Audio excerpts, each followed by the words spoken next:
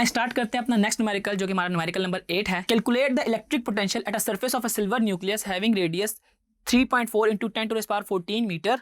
The atomic number of silver is 47 and the charge on a proton is given है हमारे पास 1.6 into 10⁻⁻19 coulomb. हमने इसमें electric potential को find करना है। हमारे पास रेडियस गिवन है, यानी कि जो हमारे पास गिवन डेटा में है रेडियस दैट इज 3.4 into 10⁻⁻14।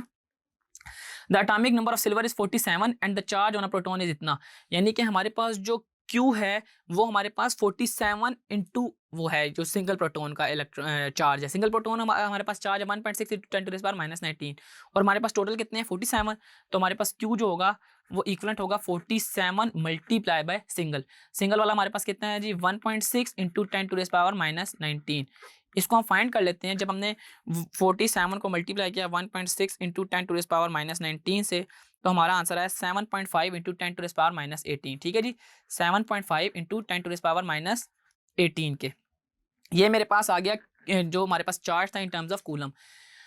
हमने इसमें इलेक्ट्रिक पोटेंशियल को फाइंड करना है, यानी कि V को फाइंड करना है, और V मेरे पास होता है V is equal to KQ/R, और K की वैल्यू आपको ऑलरेडी इसमें पता है जो कि इक्वल होती है 9 into 10⁻9 न्यूटन मीटर स्क्वायर पर कूलम स्क्वायर के।